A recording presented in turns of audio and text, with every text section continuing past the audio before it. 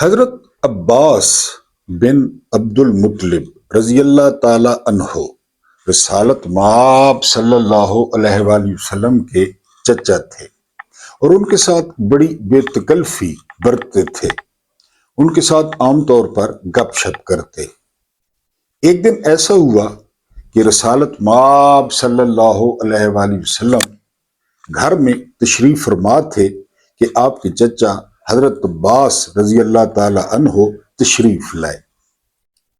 بات شروع ہوئی تو حضرت عباس انکشاف کرتے ہیں کہ آپ بہت چھوٹے تھے، یعنی شیرخوار بچے تھے جب مجھے پتہ چل گیا تھا کہ آپ معمولی شخص نہیں ہیں۔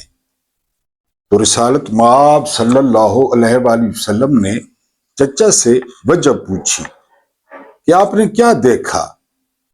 تو حضرت عباس رضی اللہ تعالی عنہ عرض کرتے ہیں کہ ایک شام میں آپ لوگوں کے گھر آیا، آپ چارپائی پہ لیٹے ہوئے تھے، شیرخوار بچے تھے اور آپ ہاتھ پاؤں چلا رہے تھے، جس طرح چھوٹے بچے آپ کو پتہ ہے کہ بیک وقت بڑی تیزی سے ہاتھ اور پاؤں ہلاتے ہیں، اسی طرح آپ ہلا رہے تھے۔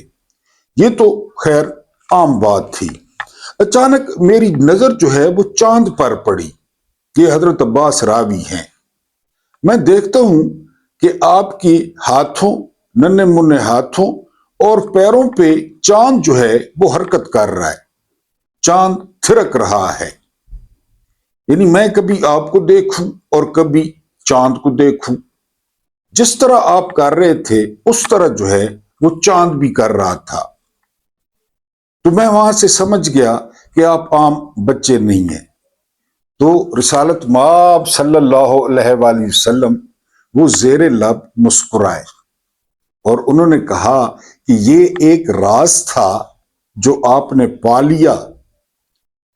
معاملہ یہ تھا کہ میری اماں جی حضرت آمنہ رضی اللہ تعالی عنہا وہ کام کرتی تھی، کیونکہ اکیلی تھی، تو میں جو ہے وہ ان کو تنگ کرنے سے مراد ہے کہ جس طرح چھوٹے بچے روتے ہیں ماں کو متوجہ کرتے ہیں، تو میری توجہ ہٹانے کے لیے چاند مجھے لوریاں سناتا، چاند مجھے کہانیاں سناتا اور چاند مجھے مصروف رکھتا تاکہ میں اپنی امی جان کو جو ہے وہ تنگ نہ کروں، ان کی توجہ اپنی طرف نہ کروں اور ان کو کام کرنے دوں۔ یہ واقعہ بیان کیا ہے مولانا طارق جمیل نے، مجھے بہت اچھا لگا۔ اور پھر آپ جانتے ہیں کہ رسالت مآب صلی اللہ علیہ وآلہ وسلم اگر تم نے میری عبادت کرنی ہے تو رسالت مآب صلی اللہ علیہ وآلہ وسلم کے راستے پر چلنا ہوگا۔ میں نے کہا یہ تحفہ، یہ نذرانہ اپنے محترم ویورز کی خدمت میں پیش کروں۔ بسم اللہ الرحمن الرحیم۔ میرا نام محمود بنیادی ہے۔ السلام علیکم ورحمۃ اللہ وبرکاتہ۔ اور بالآخر نومبر آ گیا۔ کافی عرصے سے صرف میں نہیں، بڑے بڑے جو ہمارے صحافی ہیں، بڑے بڑے جو ہمارے جو ہے سوشل میڈیا ایکٹیوسٹ ہیں، وہ اس کا ذکر کرتے آئے ہیں کہ نومبر پاکستان میں بہت کچھ تبدیل کرے گا، کیونکہ 78 سال سے جو ہماری قسمت ہے، جو ہمارا مقدر ہے، تو وہ آرمی چیف جو بھی ہوں ان کے ارد گرد جو ہے وہ گھوم رہا ہے۔ تو بالآخر آج 1 نومبر ہے اور دن ہے ہفتے کا۔ میرے کئی معزز ویورز کو آج چھٹی ہوگی، وہ جو ہے کریں، ریسٹ کریں، بڑی اچھی بات ہے، اپنوں کے ساتھ وقت بتائیں۔ کچھ تازہ ترین خبریں آپ کے سامنے پیش کرنی ہیں نومبر کے حوالے سے خاص کر، اور ایک ویلاگ۔ لیکن اس سے پہلے درخواست یہ ہے کہ اگر آپ لوگ نئے ہیں ہمارے چینل پہ تو چینل کو ضرور سبسکرائب کریں اور ہماری فیملی کا حصہ بنیں، یوٹیوب فیملی کا۔ اور اگر آپ سبسکرائبرز ہیں تو آپ تھوڑی سی تکلیف کریں، ویڈیو کو لائک کریں۔ نوجوانوں تک جو ہے وہ پیغام پہنچانا ضروری ہے۔ اگر آپ صرف اللہ سے ڈرتے ہیں تو پھر نوجوانوں تک پیغام شیئر کیا کریں اور ویڈیو کو پورا دیکھنے کی कोशिश किया करें।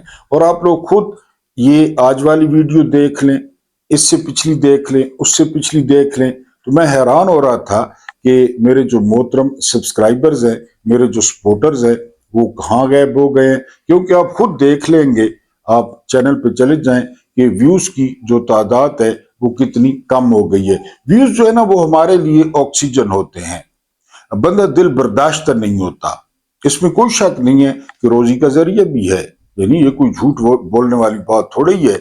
लेकिन बंदा डिसहार्ट होता है कि यार मैं जो कुछ कर रहा हूं तो वो लोगों को पसंद नहीं आ रहा। तो आपने ये 2-3 वीडियोस पिछली देख लेनी है और उन पे व्यूज भी देख लेनी है। तो आप कोशिश करें मुझे परेशानी से और मायूसी से निकालें अल्लाह करीम के बाद। अब कुछ ताज़ा तरीन खबरें और जो है ना वो एक वीलॉग आपके सामने पेश खिदमत है। सबसे पहली खबर जो आपको मुबारक देनी थी, आपको 2 दिन पहले बताया था, वो ये कि पेट्रोल की कीमत में जो है वो इजाफा कर दिया गया है। पेट्रोल अब मुख्तलिफ शहरों में इसके रेट्स मुख्तलिफ होते हैं, लेकिन जो स्टैंडर्ड रेट बन गया है वो 286 रुपए में पेट्रोल आपको मिलेगा। अब टैंकियां फिल कराने का फायदा नहीं है क्योंकि रात को इसमें इजाफा हो चुका है। और ये वो नताइज हैं जो एक लानती शख्स यहाँ पे आया था जिसने अपने एक पाव गोश्त के लिए पूरी गाय ज़िबा कर डाली। नाम था उसका जनरल कमर जावेद बाजवा, जो दूसरी दफा भी एक्सटेंशन चाहता था कि मेरा जनाजा GHQ से निकले। उसके साथ एक और लानती था जिसको इमरान खान ने रोकने की कोशिश की थी, नदीम अंजुम। यानी ये दोनों जो है वो पाकिस्तान के ये कौमी मुजरिम है और जो है ना इन्होंने पाकिस्तान के साथ ये खिलवाड़ किया। PDM की चोरों की बारात जो है वो जमा की और हम पे मुसल्लत की। उस वक्त जो पेट्रोल का रेट था वो इमरान खान ने फिक्स कर दिया था 150 रुपए फी लीटर, आपको याद होगा। लेकिन उसके बाद सूरत हाल जो है वो आपके सामने है। TLP के तकरीबन जो है ना वो 60 से ज्यादा लोगों ने वो की है जी प्रेस कॉन्फ्रेंस की है।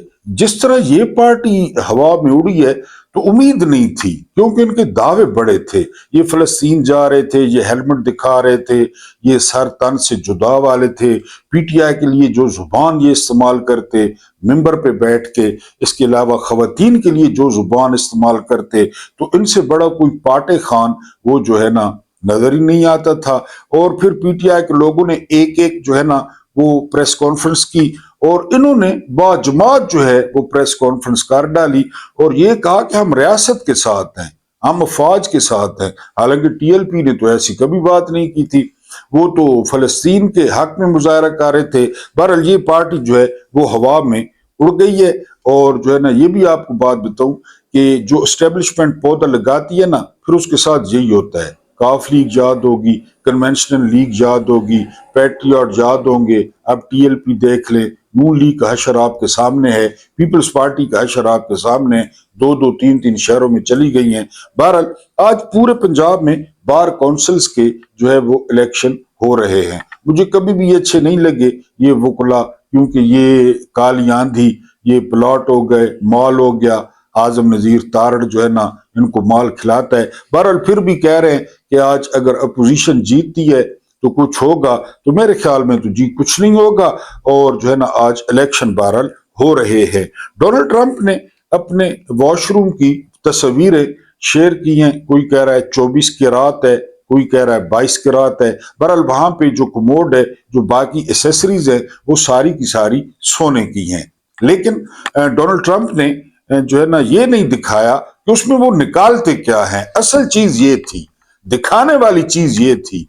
हमने मान लिया कमोड सोने का है, टूटियां सोने की हैं, शावर सोने का है, लेकिन डोनाल्ड ट्रंप जो निकालते हैं वो असल दिखाना था कि अंदर से क्या निकालते हैं। यानी हमारे जो आम जो है ना वो इंस्ट्रूमेंट्स हैं, वही चीज वो निकालते हैं या वो कोई खास चीज जो है वो अपने अंदर से निकालते हैं जो सोने के कमोड में जाती है। बहरहाल ये आदम से सिलसिला जो है जारी है। फिरौन, कारून, शद्दाद, लोगों ने अपनी जन्नत बना डाली, शद्दाद ने जन्नत बना डाली थी। बहरहाल ये लोग भी जन्नत बनाए हुए हैं। उसके बाद जो अगली खबर है वो खबर ये कि सरेआम जो नंगा है इकरार उल हसन, ये जो है ना वो कह रहा है कि इमरान खान ने अपनी सारी जिंदगी जो है وہ नवाज शरीफ और जरदारी पर तनकीद करके अपनी सियासत खड़ी की। फिर यही वजह है कि इकरारुल हसन जो है, बल्कि इकरारुल हसद, ये इमरान खान पे सिर्फ तनकीद कर रहा है और इसको कोई नजर नहीं आ रहा। तो इस तरह जो है वो सरेआम नंगे साहब इमरान खान ने सिर्फ तनकीद नहीं की, इमरान खान ने करके दिखाया। इमरान खान ने गोली खा ली, इमरान खान ने जेल काट ली, इमरान खान ने वर्ल्ड कप जीता, शौकत खानम बनाए, नमल यूनिवर्सिटी बनाई, और वो 1996 से रोडों पर और गलियों में है, उसने तिनका तिनका इकट्ठा किया है। जरदारी और नवाज शरीफ क्या बेचते हैं इमरान खान के सामने, तो सिर्फ उन्होंने तनकीद नहीं की, आप सिर्फ बकवास कर रहे हैं, गालियां दे रहे हैं और अपनी 3 बीवियों को भी बदनाम करवा रहे हैं। उसके बाद अब्दुल बासित साहब, ये बड़े दबंग सफारतकार हैं, इंडिया में हमारे सफीर रह चुके हैं। इन्होंने कहा है कि सोचने की बात है कि तुर्की जिसने इजराइल को तस्लीम कर रखा है, उसकी फौज वो इजराइल को मंजूर नहीं है, पाकिस्तान की फौज कबूल है। ये बड़े सोचने की बात है। ये अब्दुल बासित साहब कह रहे हैं। मैंने कल परसों आपको बताया था कि सेनेटर मुश्ताक ने कहा है कि हमारी फौज को कबूल करना, ये बारगाह इलाही में हमारे खिलाफ FIR दर्ज होगी कि पाकिस्तानी फौज आ जाए, तुर्की की फौज ना आए। इसी तरफ अब्दुल बासित साहब ने भी इशारा किया है। उसके बाद जो अगली खबर है वो खबर ये है कि नजम सेठी साहब फरमाते हैं कि अगर सुहेल खान आफरीदी को इमरान खान से मिलने दिया जाए तो क्या होगा। वाकई बात दुरुस्त है। बल्कि नजम सेठी कहते हैं कि सुहेल खान आफरीदी को रोजाना मिलने दिया जाए, वो रोज मिले और इमरान खान से हिदायत लें। अगर वो हिदायत आइन और कानून के खिलाफ हो तो फिर रियासत जो है वो एक्शन करे, वरना इसके मिलने में जो है ना वो क्या रुकावट है। बात तो ठीक है, हम भी यही बात करते हैं। ये बिन गुएर हैं इजराइल का, ये कोई कसाई टाइप वजीर है, इसके मेरा ख्याल है माँ बाप कसाई थे। इसने एक वीडियो जो है वो शेयर की है ट्विटर पे। वीडियो ये है कि जो फलस्तीनी कैदी हैं उनके हाथ बांधे हुए हैं और वो जमीन पे लेटे हुए हैं और उनके ऊपर बिन गुएर खड़ा होकर जो है वो वीडियो बना रहा है। मुझे उमर इब्न खत्ताब रजी अल्लाह ताला अन्हो बहुत याद आए। मुझे नजमुद्दीन अयूब का बेटा सुल्तान सलाहुद्दीन अयूबी बड़ा याद आया। बहरहाल ये जो मुसलमान हुक्मरान है उनकी जो है वो गैरत आपके सामने है। वो वीडियो शेयर कर रहा है और ये भी कह रहा है कि जी जल्द से जल्द फलस्तीनियों को फांसी का जो कानून है वो मंजूर किया जाए। ठीक हो गया जी। उसके बाद ख्वाजा आसिफ ने अस्तगफिरुल्लाह पढ़ी है। बात यह है कि दानियाल चौधरी, ये चौधरी तनवीर का जो है वो बेटा है, आजकल ये भी कोई सेक्रेटरी है। इसने टीवी पे कहा है कि पाकिस्तानी फौज वो न सिर्फ गजा जाएगी बल्कि हमास को गैर मुसल्लह भी करेगी। अगर सोटे मारने पड़े तो हमास को सोटे भी मारेगी। तो यही सवाल हुआ ख्वाजा आसिफ से। ख्वाजा आसिफ ने इस पर अस्तगफिरुल्लाह कहा है कि ऐसी कोई बात नहीं है, क्योंकि अंदर से बहुत डरे हुए हैं। TLP हो गया, ये इजराइल का मामला, ये बहुत हसास है और पाकिस्तानी कौम जितनी भी गई गुजरी हो उनके दिल में बहरहाल नफरत जरूर है कि ये क्या हो रहा है। तो ख्वाजा आसिफ ने अपने आप को क्लियर करने की कोशिश की है कि जी अस्तगफिरुल्लाह, ऐसा कोई काम जो है वो नहीं हो रहा। उसके बाद जो मेजर ताहिर सादिक हैं और उनकी बेटी ईमान सादिक हैं, इनकी जो है वो मुलाकात हुई है सुहेल खान आफरीदी से और उन्होंने ये जो बाप बेटी हैं इन्होंने भी बहुत ज्यादा जो है वो सफर किया है, इन्होंने बहुत ज्यादा परेशानियां देखी हैं। बहरहाल तकरीबन 500 अफराद के वफ्द के साथ इन्होंने सुहेल खान आफरीदी से मुलाकात की है और उन्हें यकीन दहानी कराई है कि अगर वो कोई एहतजाज करते हैं, एहतजाज का ऐलान होता है, तो वो अटक पर इनका जो है वो इस्तकबाल करेंगे। अब अगर अपने वीलॉ की बात करें ना तो एक बड़ी अजीबो गरीब सूरत हाल वो सामने आ रही है। वो सूरत हाल क्या है कि यकदम कल पता चलता है कि जो इसके पाकिस्तान तहरीक इंसाफ के वाइस चेयरमैन है शाह महमूद कुरैशी, वो अस्पताल में दाखिल हैं। पहले हमें नहीं पता था कि जी वो 28 अक्टूबर से दाखिल हैं और उनको पथरी है। हमारी दुआ है कि अल्लाह पाक उनको जो है ना वो जल्द सेहत दे। लेकिन खबरों का मौजू वो उस वक्त बने जब कल अचानक फवाद चौधरी, महमूद मौलवी और जो है ना वो اسماعیل عمران اسماعیل تبدیلی آئی رے وہ گانے والے وہ ہسپتال میں پہنچ جاتے ہیں اور وہ شاہ محمود قریشی کے ساتھ جو ہے وہ گفتگو کرتے ہیں. تو آپ نے دیکھا ہوگا چند دنوں سے اسد عمر بھی ایکٹیو ہیں، وہ بھی بیانات جو ہے نا دے رہے ہیں. پھر یہ اب گروپ آ گیا اور اب سنا ہے کہ محمود رشید وہ بھی ہسپتال میں، اس کے علاوہ عمر سرفراز چیمہ بھی ہسپتال میں. تو یہ کیا کھچڑی جو ہے وہ پک رہی ہے. آپ فواد چودھری کو اچھی طرح جانتے ہیں، وہ پی ٹی آئی کی موجودہ قیادت پہ جو ہے وہ تنقید کرتے رہتے ہیں اور وہ کہتے ہیں کہ کوئی بیچ کا راستہ نکالا جائے. بہرحال شاہ محمود قریشی پہ ابھی کوئی بات نہیں کی جا سکتی جب تک کہ وہ کوئی ایسی بات نہ کریں، جب تک کہ ان کا کوئی کردار سامنے نہ آئے. اور مجھے نہیں امید کہ شاہ محمود قریشی عصر کے وقت روزہ توڑیں گے. یعنی بہت زیادہ مار کھا لی، بہت زیادہ جیل کاٹ لی، بہت زیادہ پابندیاں برداشت کر لی. اب نہیں لگتا جس پائے کہ وہ سیاستدان ہے کہ وہ جو ہے نا روزہ توڑ دیں گے. بہرحال یہ ملاقاتیں وہ ان کو بڑی اہمیت دی جا رہی ہے اور بڑی پر اسراریت ہے ان ملاقاتوں میں کہ یہ کوئی نئی کھچڑی جو ہے وہ جرنیل پکانے کی کوشش کر رہے ہیں. لیکن میں نے جس طرح کہا کہ شاہ صاحب جو ہے وہ عصر کے وقت روزہ نہیں توڑیں گے، ان سے ملاقاتیں ہو رہی ہیں بہرحال. اور اس کا جو تصدیق ہے وہ جو ان کی بیٹی ہیں مہر بانو انہوں نے جو ہے وہ کر دی ہے. اب ہم کہاں کھڑے ہیں؟ ہم کہاں کھڑے ہیں؟ ایک بہت خوبصورت تحریر جو ہے انکیڈو ریبون، یہ ٹویٹر پہ بہت جو ہے وہ ایکٹیو ہیں، بڑی خوبصورت پاکستان کے حوالے سے تحریریں لکھتے ہیں. تو ایک تحریر میری نظر سے گزری تو میں نے کہا میں اپنے محترم ویورز کے سامنے سانجھی کروں گا، آپ کی نظر نہ پڑی ہو تو اس تحریر پہ آپ نے غور کرنا ہے. اس کا عنوان ہے کہ ہم کہاں کھڑے ہیں. اب آپ یہ غور سے سنیں. کبھی کبھی واقعی دیکھ کر مایوسی ہوتی ہے. انکیڈو ریبون لکھتے ہیں کہ عمران خان کی قید اس ملک میں ظلم و ستم، فوجی تسلط سمیت بہت ساری چیزیں نارمل ہوتی جا رہی ہیں. یعنی وہ کہہ رہے ہیں کہ اب نارمل ہو گیا عمران خان قید میں اور جو فوجی تسلط ہے. شاید ایک خاص تناظر میں یہ بات درست ہے، لیکن ایک دوسرا پہلو بھی ہے، یعنی پوری تصویر. عمران خان کو جیل میں رکھنے یعنی اس سیٹ اپ کو چلانے کی فوج ایک بہت بڑی قیمت ادا کر رہی ہے. فوج قیمت ادا کر رہی ہے عمران خان کو جیل میں رکھنے اور جو ہے نا وہ اس سیٹ اپ کو چلانے کے لیے. کون سی قیمت؟ ذرا غور سے سنیں. یہ قیمت رفتہ رفتہ عوام کے ذہنوں میں فوج کی نفرت گھولتی جا رہی ہے. فوج کو آئین کی ناک مروڑنا پڑی، آپ کے سامنے ہے ترمیمیں. اس کے بعد فوج کو عدلیہ کا ڈھانچہ تباہ کرنا پڑا. یہ عمران خان کو قید میں رکھنے کی قیمت ہے. فوج کو جمہوریت پر شب خون مارنا پڑا. فوج کو اخلاقی حدود عبور کرنا پڑی، سوٹے، دروازے توڑنا، گھر توڑنا. فوج کو امریکہ کی آشیرواد لینے کے لیے ہر قابل نفرت کام کرنا پڑ رہا ہے، آپ کے سامنے ہے. یعنی دیکھیں، عاصم منیر کے آرمی چیف بننے سے پہلے ہر چیز کا ملبہ قمر جاوید باجوہ پر ڈالا جاتا تھا. بہت سے صحافی ٹھنڈی ہوائیں چلا رہے تھے. پھر عوام کو ادراک ہوا کہ نہیں، یہ جرنیل ہیں جو تباہی کے ذمہ دار ہیں. پھر 9 مئی، پھر 8 فروری، پھر 26 نومبر، پھر مرید کے ہر جگہ فوج اپنی عزت، اپنی ساکھ، اپنا روب ضائع کرتی چلی گئی. میں آپ کو بتا رہا ہوں کہ یہ انکیڈو ریبورن کی تحریر ہے جو آپ کے سامنے رکھ رہا ہوں.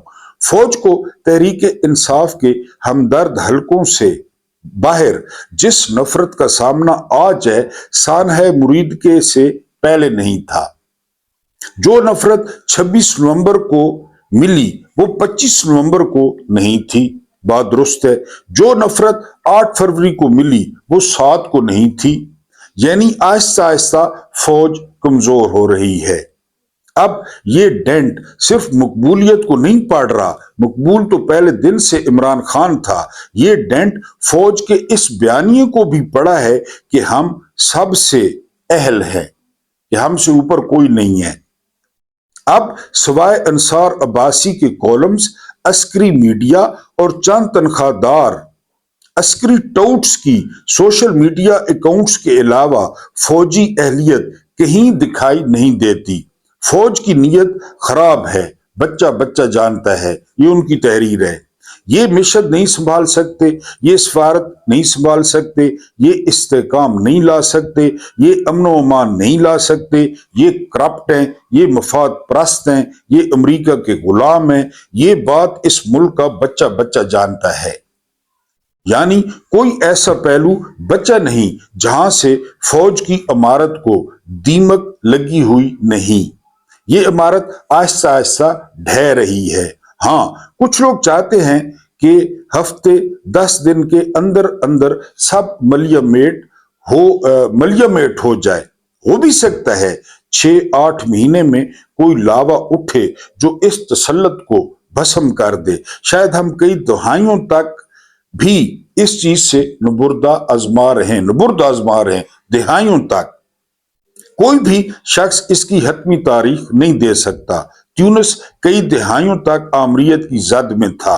ایک ریڑھی بان کی خودکشی عرب سپرنگ بن کر نمودار ہوئی اور آدھا درجن عرب ممالک کی آمریتوں کو کھا گئی، کیونکہ اس سے قبل عوام میں نفرت، غم و غصہ موجود تھا۔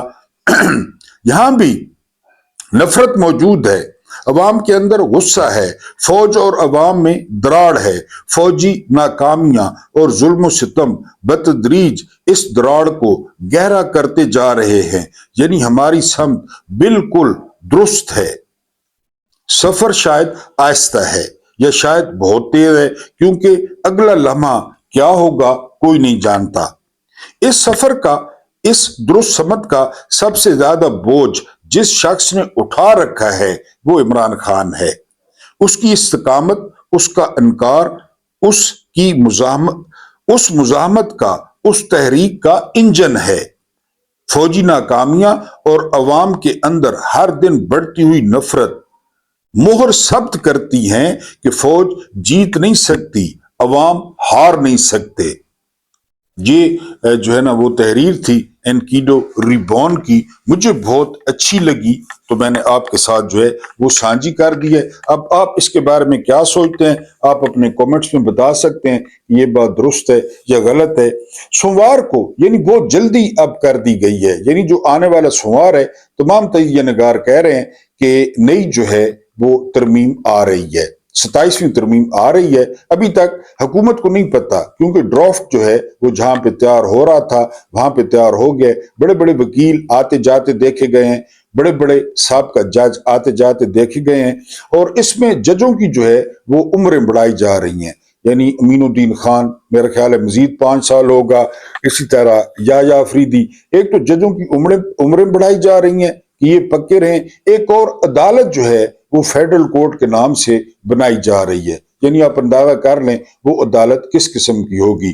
اور اس کے علاوہ جو اہم ترین اس میں نقطہ ہے وہ ہے کہ جی ججوں کا کہیں بھی کسی بھی وقت ٹرانسفر کیا جا سکتا ہے، اور یہ سب سے پہلی جو تلوار گرے گی وہ گرے گی اسلام آباد ہائی کورٹ پہ، جہاں پہ بابر ستار ہے، جہاں پہ سردار اعجاز اسحاق خان ہے، جہاں پہ سمن رفعت امتیاز ہیں۔ یہ جو ہے نا جسٹس محسن اختر کیانی ہے، جو ان کو بلوچستان میں یا کشمور میں یا وہ دور دراز علاقوں میں جو ہے وہ ٹرانسفر کر دیا جائے گا۔ یعنی مکمل طور پہ ابھی انکیڈو ریبون کا بھی ہم نے پڑھا کہ آئین کی ناک مروڑنا، مکمل طور پہ آپ کہہ لیں کہ بادشاہت جو ہے وہ لاگو ہونے جا رہی ہے سوموار سے۔ پاکستان میں خیر پہلے بھی بادشاہت ہے، آپ کے سامنے کون سا آئین شائن، کل میں نے ویلاگ کیا تھا شام کو، آئین شائن، قانون شانون، یہاں ایسی کی تیسی، یہاں کچھ بھی نہیں ہے۔ تو بہرحال سوموار سے دیکھتے ہیں کہ 27ویں ترمیم سے کیا کیا نکلتا ہے۔ اس میں آرمی چیف صاحب جو ہے وہ صدر بھی بن سکتے ہیں، کیونکہ اب جو ہے انہوں نے بتا دیا ہے کہ کسی نوٹیفیکیشن کی ضرورت نہیں ہے، وہ جو ہے وہ 2027 تک تو جو ہے وہ آرمی چیف ہیں۔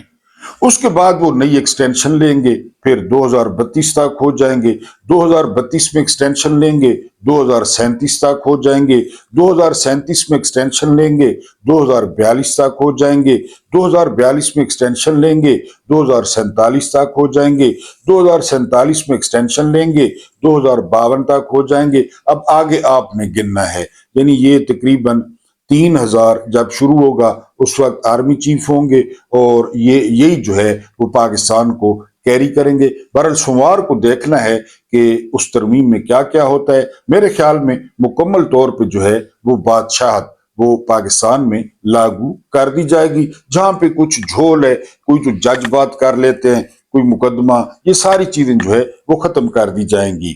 اب ہم بات کرتے ہیں سہیل خان آفریدی کی۔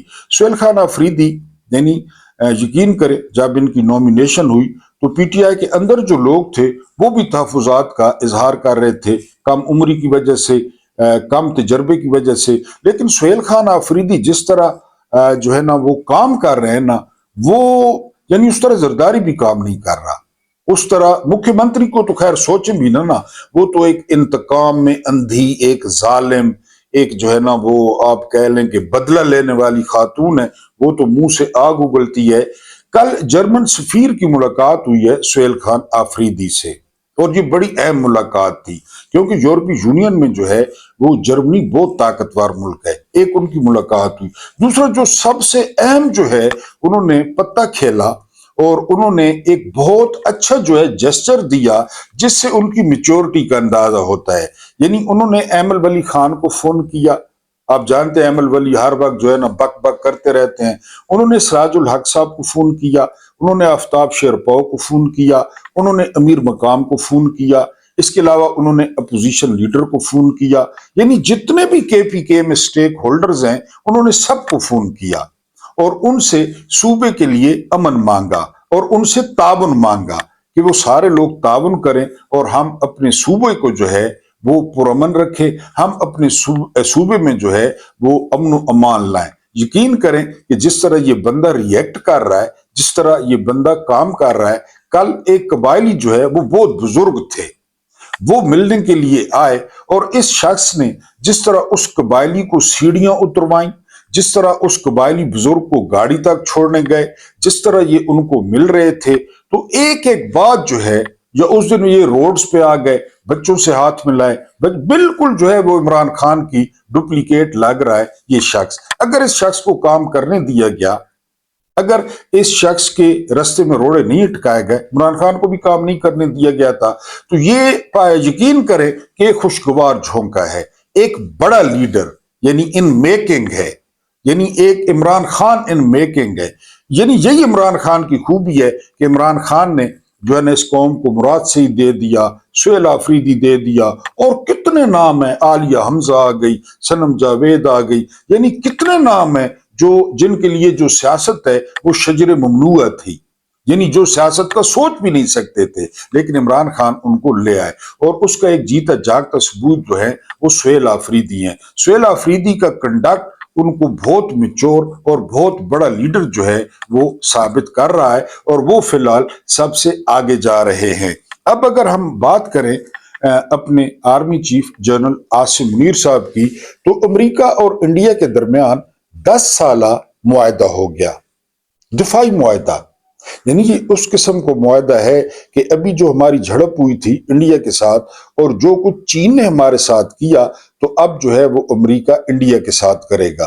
اب یہاں پہ سوالات کھڑے ہو گئے کہ وہ جو ہم نے معدنیات کے بریف کیس دکھائے، ہم نے وہاں جا کے معدنیات پیش کی، ہم نے لنچ کیا واشنگٹن میں جا کے، ہم نے ڈونلڈ ٹرمپ کو نوبیل پرائز کے لیے نامزد کر دیا، ہم ڈونلڈ ٹرمپ کے سامنے بچھے گئے، اس فارتکاری کا کیا ہوا؟ اس کا کیا بنا؟ وہاں پہ لابسٹ ہائر کیے گئے، یعنی ایسے ایسے لابسٹ ہائر کیے گئے جن کو لاکھوں ڈالر دیے گئے کہ تم ہمارے نمبر بناؤ۔ میں نے آپ کو پہلے ایک دفعہ بتایا تھا، بلکہ کئی دفعہ بتا چکا ہوں، کہ یہاں جو بھی کوشش ہوتی ہے نا، وہ اپنی ذات کے لیے ہوتی ہے، وہ اپنے عہدے کے لیے ہوتی ہے، وہ اپنے جو ہے نا وہ قبضے کے لیے ہوتی ہے۔ پاکستان کوئی 10ویں نمبر پہ آتا ہے۔ اب دیکھیں نا نتیجہ کیا نکلا، کہ انڈیا یعنی ٹرمپ کیا کہتا رہا مودی کے بارے میں، یہ ٹیرف وہ ٹیرف، ملاقات نہیں ہوئی اور کل معاہدہ ہو گیا۔ یہ کتنا خطرناک معاہدہ ہے، اس پہ ابھی تک دفتر خارجہ نے رد عمل نہیں دیا۔ میرا خیال ہے دفتر خارجہ سکتے میں ہے کہ یہ کیا ہو گیا، اور امریکی اسی طرح کرتے ہیں۔ میں نے آپ کو کئی دفعہ بتایا ہے کہ ڈاکٹر ہینری کسنجر، انہوں نے کہا تھا کہ امریکہ کی جو دشمنی ہے نا، دشمنی وہ بری ہے، ظاہر ہے سپر پاور ہے، لیکن جو ہماری دوستی ہے وہ مولک ہے، فیٹل ہے۔ ضیاء کے ساتھ دوستی تھی بڑی گہری، مشرف کے ساتھ تھی، ایوب خان کے ساتھ تھی، یایا کے ساتھ تھی۔ یایا ابھی تک قبر میں بھی وہ ساتھ میں بیڑے کا انتظار کر رہا ہوگا کہ بیڑا آ رہا ہے جی، وہ بے فکر بیٹھا رہا اور مشرقی پاکستان علیحدہ ہو گیا۔ تو یہاں پہ بریف کیس پیش کیے گئے، کیا کچھ نہیں کیا گیا ٹرمپ کے ساتھ۔ معاہدہ کس کے ساتھ ہو گیا؟ انڈیا کے ساتھ۔ ہمارا معاہدہ کس کے ساتھ ہوا؟ سعودیہ کے ساتھ۔ سعودیہ کیا بیچتا ہے؟ یہ سعودیہ میں کیا ہے؟ کھجوریں، زمزم۔ تیری آنکھوں کے سوا دنیا میں رکھا کیا ہے؟ وہی حال ہے۔ تسبیحاں، ٹوپیاں، کیا کرے گا سعودیہ؟ کیا ہماری ہیلپ کرے گا؟ انہوں نے بہرحال جو ہے وہ معاہدہ کر لیا انڈیا کے ساتھ، اور یہ ناکام ترین جو ہے وہ سفارتکاری تھی، اور اس کا سہرا جنرل آصف منیر صاحب کے سارے، کیونکہ سارے اختیارات ان کے پاس ہیں، سارا کچھ وہ مینج کر رہے ہیں، نہ شہباز شریف نہ اسحاق ڈار، کوئی بھی نہیں، سارا کچھ وہی مینج کر رہے ہیں۔ بہرحال دیکھتے ہیں یہ معاہدہ آگے چل کے پاکستان کے لیے کیا لاتا ہے۔ اللہ پاک آپ لوگوں کو آسانیاں عطا فرمائے، آسانیاں بانٹنے کی توفیق عطا فرمائے۔ میرا رب کریم آپ کے اور میرے مرحومین کی مغفرت فرمائے، ان کے ساتھ عدل کا نہیں رحم کا اور احسان کا معاملہ فرمائے۔ مجھے برداشت کرنے کا بہت بہت شکریہ۔